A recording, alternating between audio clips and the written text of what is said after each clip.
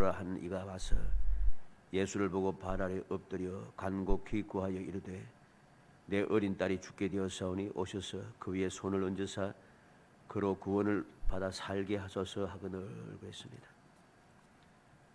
회당장 중에 한 사람인 야이로가 죽어가는 자기 어린 딸을 위하여 예수님 앞에 나와 그 발 아래 엎드려 간곡하게 기도하고 있습니다. 오셔서 그 위에 손을 얹어서 그로 구원을 받아 살게 하소서. 아주 간절한 마음으로 간곡하게 예수님 앞에 무릎을 꿇고 엎드려 간구하고 있는 것이죠. 오늘 본문 말씀을 통해서 우리는 응답 44번째 응답이 온전히 이루기까지 그 과정을 우리가 살펴봄으로써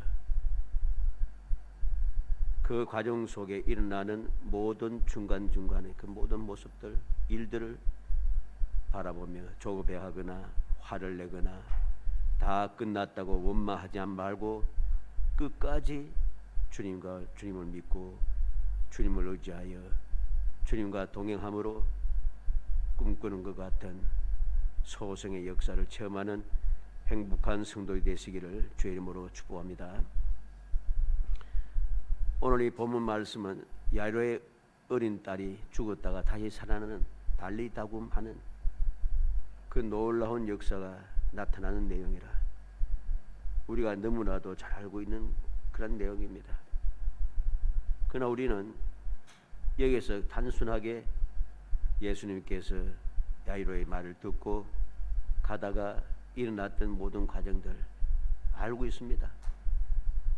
그리고 주님께서 살아있다 하시면서 잔다고 하시면서 소녀야 일어나라고 하시며 깨우는 것을 봅니다. 이것을 보면서 우리는 어떠한 교훈을 받습니까? 이러한 말씀, 주님께서 우리에게 보여주신 이 교훈의 말씀을 읽고 또 듣고 배우면서 우리는 이 모든 주님의 이 교훈을 우리가 이 세상에 살아가는 삶 속에 어떻게 적용시켜 가느냐, 어떻게 내 삶 속에 사용하고 있는가 하는 것을 우리는 깊이 생각해야 됩니다. 왜냐? 얼마나 많은 사람들이 이러한 주님께서 보여주시는 교훈의 말씀을 마음에 새기지 못하고 깨닫지 못하고 그렇게 살아가기 때문이죠. 교훈을 받지 못하고 마음에 새기지 못하면은 우리는 온전한 응답을 받을 수 없기 때문입니다. 온전한 응답을 받지 못하니까 많은 사람들이 기도에 대해서, 약속에 대해서, 말씀에 대하여서 의심을 자꾸만 합니다. 그리고 주님을 떠나가기도 하고 주님을 대적하기도 하고 하는 그러한 일들이 끔찍하게도 일어난다는 것이죠. 그래서 우리는 오늘 말씀을 다시 한번 생각하면서 주님께서 우리에게 보여주시는 그 모습, 하시는 말씀, 그 교훈을 우리가 마음에 새겨서 이 험한 세상을 살아갈 때 생각지도 못했던 일들이 끊임없이 일어난다 할지라도, 내가 어떤 상황에 놓일지라도 흔들리지 않고 의심하지 않고 두려워하지 아니하고 끝까지 주님과 함께 동행하여서 꿈꾸는 것 같은 소생의 기쁨을 누리기를 진심으로 축복합니다. 먼저 함께 가시는 예수님을 봅니다. 24절에 이에 그와 함께 가실새 큰 무리가 따라가며 애워싸 밀더라. 예수님께서 함께 가고 있다는 것이죠. 가장 중요한 이야기입니다. 야이로가 간곡하게 구했고 그 간곡한 기도에 응답하셔서 함께 예수님께서 가고 있다는 것입니다. 그런데 여기에서 함께 주님께서 가시는데도 생각지도 못했던 일이 생깁니다. 그게 무엇입니까? 바로 25절부터 34절까지 있는 내용입니다. 안 그래도 큰 무리가 따라가며 애워싸 밀고 있다고 24절에 말씀하고 있죠. 큰 큰 무리가 함께 따라가면서 에워싸 밀고 있으니까 발걸음이 빨라질 수가 없습니다. 그냥 뒤만 따르면은 그냥 앞에서 주님께 쭉 가시면 되는데 주님을 에워싸 있다는 거죠. 많은 무리들이 에워싸 있다는 것입니다. 그리고 서로 밀치면서 걸음이 빠를 수가 없어요. 그런데 이렇게 안 그래도 많은 사람들이 따라다니며 에워싸 밀고 있는 빨리 항복할 수 없는 이러한 상황인데 한 여인으로 인하여서 걸음이 멈추게 된다는 것이죠. 왜 멈춥니까? 30절에 보면 능력이 자기에서 나간 줄을 곧 스스로 하시고 무리 가운데서 돌이켜 말씀하시되 누가 내 옷에 손을 대었느냐. 갑자기 주님께서 길 가다가 멈추고 오시는 누가 내 옷에 손을 대었느냐. 그렇게 말씀하고 멈추십니다. 짜증이 날 수 있는 그런 상황입니다. 왜? 딸이 죽게 되었다고 23절에 말하고 있는데 급한 상황입니다. 무슨 일이 있었는지 아무도 모릅니다. 그냥 가시지. 제 아들도 말합니다. 31절에 무리가 에워싸 미는 것을 보시면 누가 내게 손을 대었느냐 물으시나이까. 사람들이 에워싸 밀고 있는데 왜 갑자기 서서 누가 손을 대었느냐 그렇게 말씀하고 있습니다. 그러나 주님께서는 34절에 32절에 말씀합니다. 이 일을 행한 여자를 보려 둘러보시고 있습니다. 둘러보시니 이 일을 행한 여인을 보기 위해서 서서 둘러보고 계시답니다. 주님께서는 여자의 모든 사정과 결과를 들으시고 34절에 말씀합니다. 딸아 내 믿음이 너를 구원하였으니 평안히 가라. 내 병에서 놓여 건강할지어다. 우리는 주님께서 중간에 급한 지경인데 사람이 다 죽어가는데 그런데 주님께서는 멈추시고 아무도 모르잖아요. 주님만 아십니다. 주님만 알고 있어요. 그런데 주님께서는 갑자기 그냥 가시면 되는데도 멈추어 서서 여인이 찾아오고 여인이 사정을 이야기하기를 원하신다는 것입니다. 우리는 주님께서 보여주신 이 상황, 이 말씀을 올바르게 볼 줄 알아야 됩니다. 올바르게 보고 깨달아야 한다는 소리입니다. 무슨 뜻이겠습니까? 조급하지 말라는 것이지요. 걱정하지 말라는 것입니다. 12년 동안 의사에게 많은 괴로움을 당하고 재산도 다 날렸지만 아무 효과도 없이 병은 점점 더 심각해졌다고 했습니다. 그런데 바로 그 병이 순식간에 나았다는 것입니다. 25절로 29절 말씀이죠. 이 여인이 한 일이라고는 예수님의 옷에 손을 댄 것밖에 없습니다. 바로 이 사실을 예수님께서는 모든 사람들에게 보여주기를 원하고 회당장 야이로에게 보여주기를 원하는 것입니다. 다시 말해서 지금 내가 함께 가고 있는데 죽으면 어쩌나, 시간이 지나면 어쩌나, 놓치면 어쩌나 하지 말라는 것입니다. 내가 지금 가고 있다는 거죠.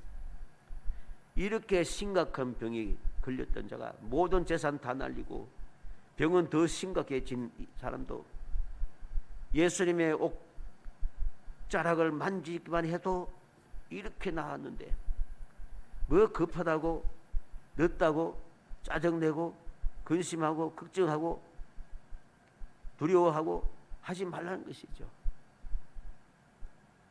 함께 가시는 예수님께서 그 가는 도중에 일어나는 모든 일들을 주님께서는 보여주시면서 모든 것을 주님께서 책임져 주시고 주님께서 함께 하시니 모든 것이 깨끗하게 해결될 것이라고 하는 사실을 말씀을 통해서 이 여인을 통해서 확실하게 보여준 겁니다. 증거가 되는 것이죠. 두 두려워하지 말고 믿기만 하라. 예수님 말씀하십니다. 35절에 아직 예수께서 말씀하실 때 회당장의 집에서 사람들이 와서 회당장에 이르되 당신의 딸이 죽었나이다. 어찌하여 선생을 더 괴롭게 하나이까? 아직도 지금 주님께서 말씀하실 때에 이 여인에 대하여서 말씀하시는 그 때에 회당장의 집에서 사람이 와서 당신의 딸이 죽었다 한다는 거죠. 딸이 죽었다는 것입니다.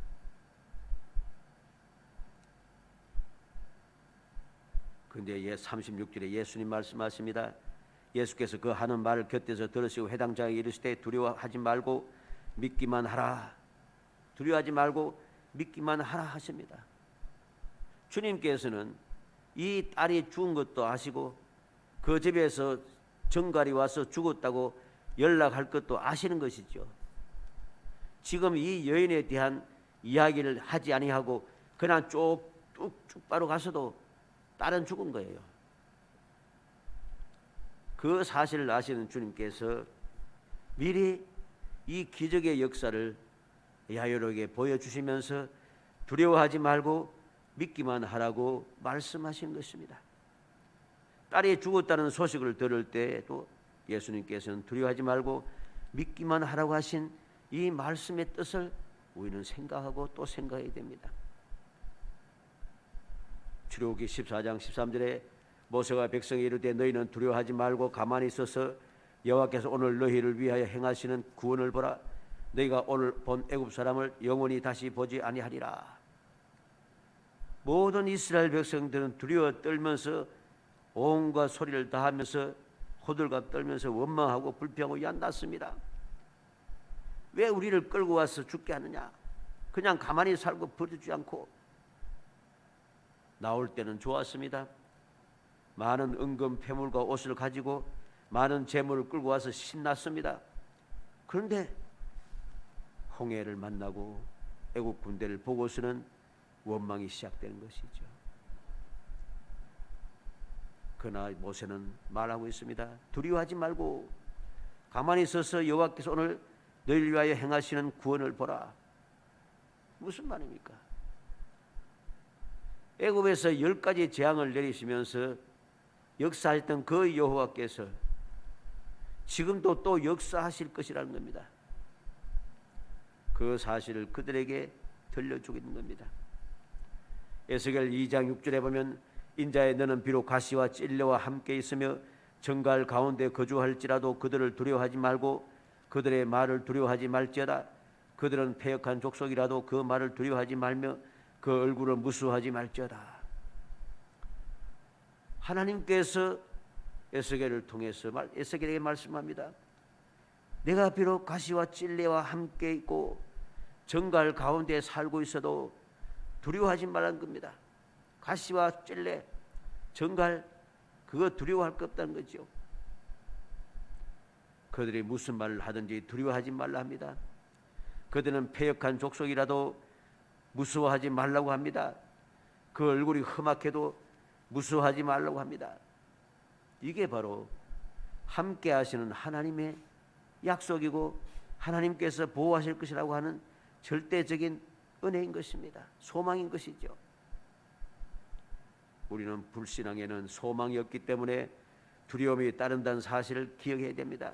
사울왕은 하나님의 말씀을 믿지 못하고 불신앙하여서 믿지 못하고 불순종함으로 말미암아 소망이 사라졌습니다.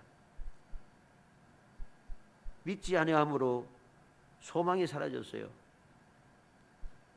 이전에는 그런 이스라엘 백성의 왕으로서 첫 번째 왕으로서 그 왕권을 이어갈 수 있는 사람이었는데 하나님의 말씀을 거역하고 불순종함으로 소망이 사라졌어요. 그 약속이 사라졌다는 거죠. 그때부터 그에게는 두려움이 시작됩니다. 두려움을 견디지 못해서 그는 신접한 사람을 찾게 되고 그리고 신접한 여인을 통해서 이야기를 듣고 어떻게 되었습니까? 기절해 버렸습니다.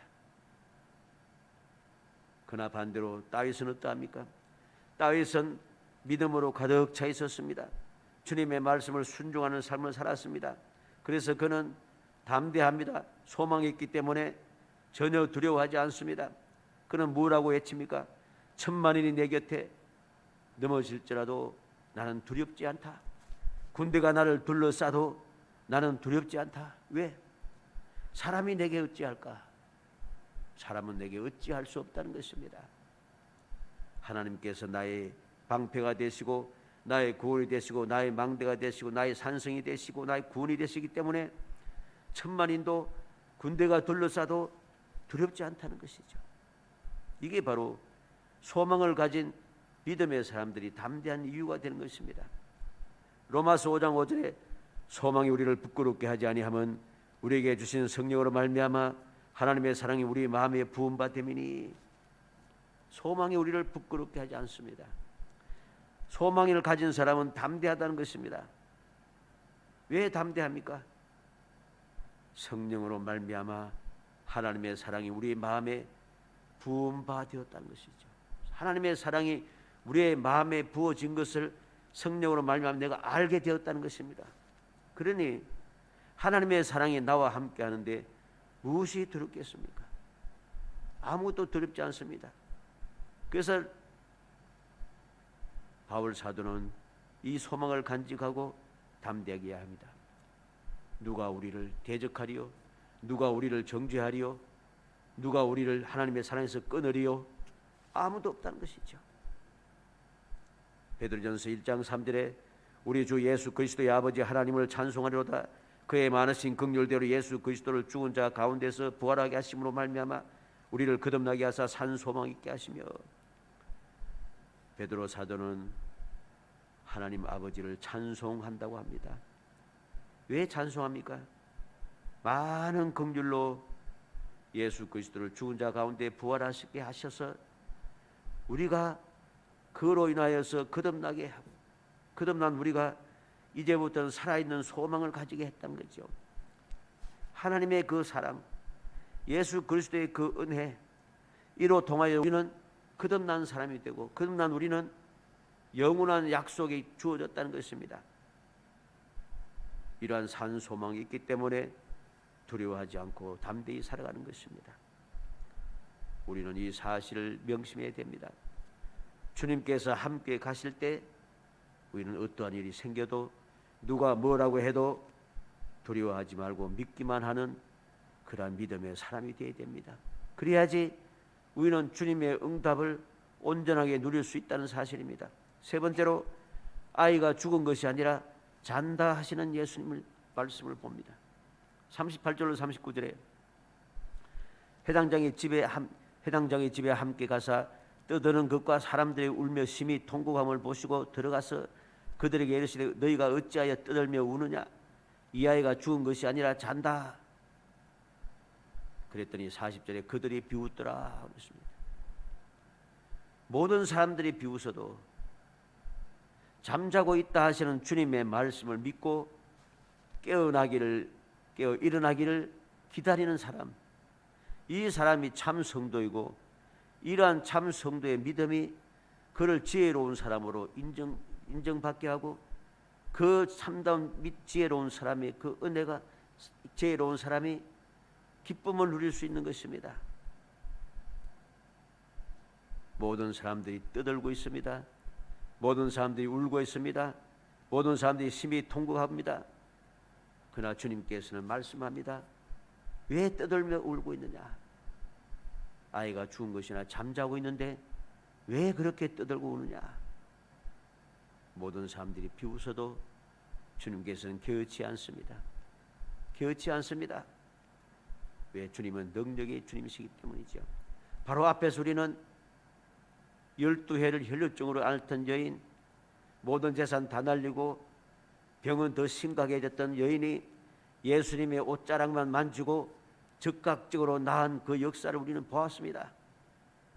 그렇기 때문에 그 능력의 주님께서 잔다고 하시면 자는 것입니다. 사람들이 비웃으며 죽었다고 아무리 큰소리치고 모든 사람들이 다 조롱해도 주님께서 잔다고 하시면 자는 것이죠. 그러한 확신을 우리는 가져야 됩니다. 그러한 주님의 말씀을 듣고 확신을 가져야만이 우리는 온전한 응답을 받을 수 있다는 사실을 알아야 됩니다. 오늘 얼마나 많은 사람들이 주위의 사람들이 떠들고 주위의 사람들이 우는고 주위의 사람들이 비웃는 소리를 들으면서 주님의 약속을 믿지 아니하고 주님의 말씀을 믿지 아니하고 세상 사람들과 동조하며 조롱하며 살아가는 어리석은 사람들이 얼마나 많은지 모릅니다. 말씀을 믿지 않아요. 믿지 않으니까 말씀대로 하려고 하지 않아요. 우리는 주님께서 잔다고 하시면 자고 있다고 깨달아야 됩니다. 자고 있어야지 일어나기가 쉬운 거죠. 죽었으면 끝장나는 거 아닙니까? 물론 주님께서는 죽은 자도 살리시니까 아무 문제가 없습니다만 주님 보시기에는 잠자고 있다는 것입니다. 사랑하는 성도 여러분, 온전한 응답이 이루어졌습니다. 어떻게 이루어졌습니까? 41절에 그 아이의 손을 잡고 이르시되 달리다고 하시니 번역하면 곧 내가 네게 말하니 소녀야 일어나라 하심이라. 모든 사람들은 죽었다 하지만은 잔다고 하신 주님께서는 잠자고 있는 아이를 깨우고 있습니다. 소녀야 일어나라. 소녀야 일어나라. 그랬더니 죽은 것이 아니라 잠자고 있었던 소녀가 곧 일어나고 있다고 42절에 말씀합니다. 죽었다고 생각했던 소녀가 잠에서 깨어나듯이 일어난 것을 본 모든 사람들이 보고 크게 놀라고 놀랐다 했습니다. 우리는 명심해야 됩니다. 주님께서 잠자고 있다 하면 잠자고 있는 것입니다. 주님께서 말씀하시는 그 말씀을 믿고 함께 동행하시는 주님을 의지하며 그 말씀에 온전히 나 자신을 맡기고 의지할 때 우리는 온전한 응답을 받을 수가 있습니다. 우리는 제일 처음에 보았습니다. 이 해당장 야이로가 주님 발 아래 엎드려서 간곡히 기도하였고 예수님께서 함께 가고 있습니다. 응답받았죠. 그런데 많은 사람들이 여기에서 멈추게 됩니다. 앞으로 가지는 못합니다. 응답받았는데 응답받고 주님과 함께 동행하고 가고 있는데 문제가 생겼습니다. 갑자기 생각지도 못한 일이 생겼습니다. 생각지도 못한 일이 생길 뿐만 아니라 죽었다는 소식까지 들었습니다. 큰일 났죠. 그래서 사람들은 멈추고 또 멈추고 원망하고 불평하며 돌이키고 또 돌이키는 거죠. 그러나 우리는 명심해야 됩니다. 주님 지금 나와 함께 하시니 주님과 함께 끝까지 동행해 가야 합니다. 왜? 내가 온전한 응답을 받기 위해서. 온전한 응답은 무엇입니까? 그 아이가 죽었다 할지라도 살게 해달라고 구원받아 살게 하소서, 살게 해달라고 기도했잖아요. 살게 해달라고 기도했으면 죽었어도 상관없는 겁니다. 왜? 살게 해달라고 했으니까. 그런데 왜 우리는 살게 해달라고 기도하고서도 주님께서 깨우시고 살게 해주시기 위해서 가시는 주님과 함께 끝까지 가지 못하고 멈추고 또 멈추고 있냐는 거죠. 왜? 사람들이 이야기를 듣고 세상의 방법에 취하여서 우리는 그 조롱과 비웃음에 동참하느냐는 것입니다. 이건 올바른 믿음의 자세가 아닌 것입니다. 예수님께서는 말씀하십니다. 43절에 끝에 보면은 소녀에게 먹을 것을 주라. 소녀에게 먹을 것을 주라. 모든 사람들이 어떻게 생각하든 상관없습니다. 죽었던 아이가 살아났다고 놀라고 놀라는 거 아무런 상관없습니다. 지금 소녀에게 가장 필요한 것은 먹을 것을, 음식을 먹는 것입니다. 음식을 먹고 힘을 얻는 것이죠. 그런데 사람들은 그냥 죽었다가 살아났다고는 놀라고 놀라면서 호들갑 떨고서는 이 사람 흔들고 저 사람 흔들고 이 사람이 만지고 저 사람이 만지고 이것저것 끌고 다니면서 이야기하고 구형시키고 이 야단하니까 살았던 사람도 죽게 되는 것이죠. 그런 일들이 얼마나 많이 일어납니까?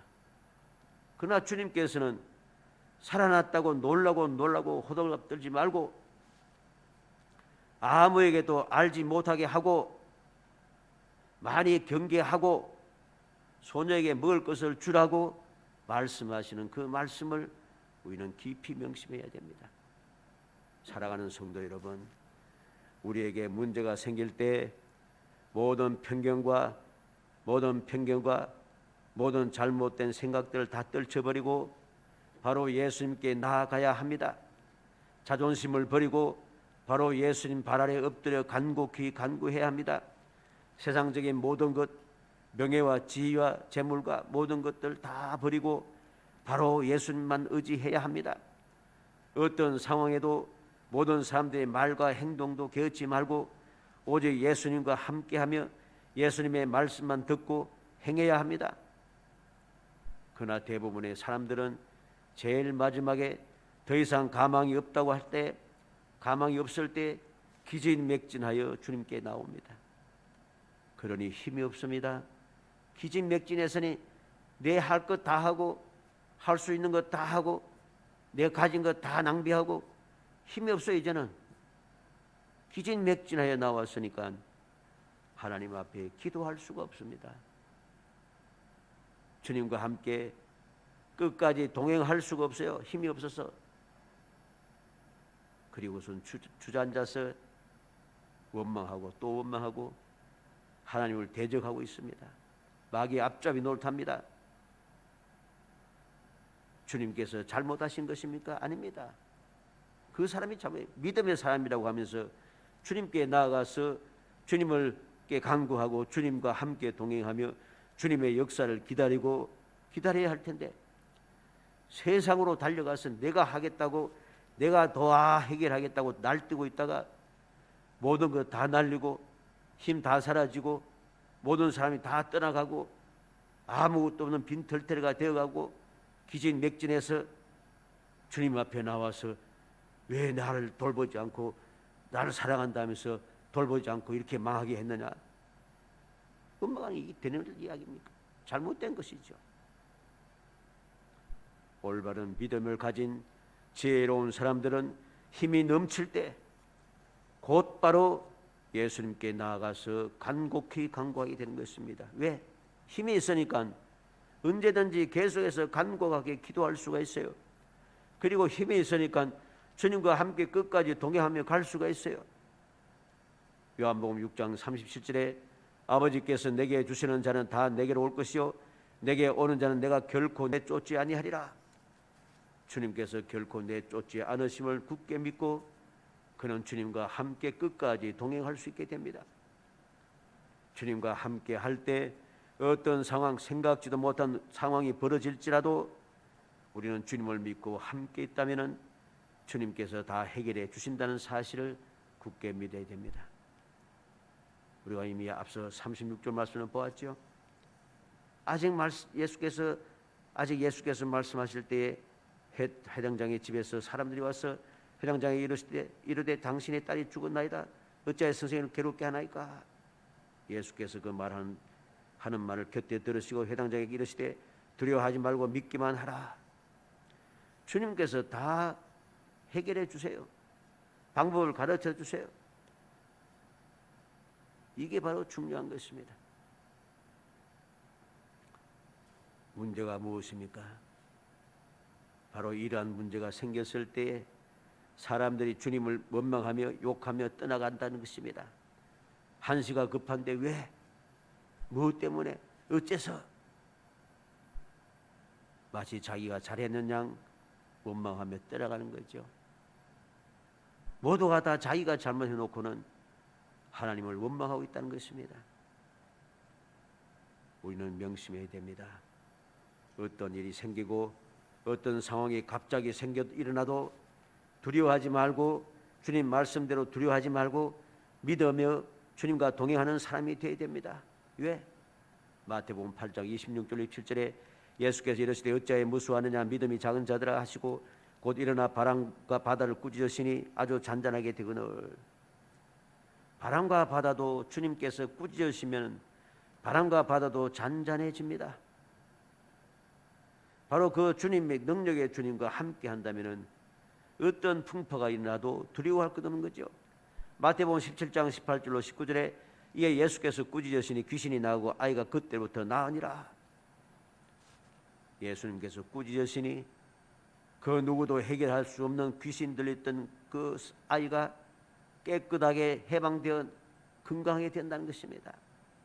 누가복음 7장 14절로 15절에 가까이 가서 그 관에 손을 대시니 맨 자들이 서는지라. 예수께서 이르시되 청년아 내가 내게 말하노니 일어나라 하시매 죽었던 자가 일어나 앉고 말도 하거늘.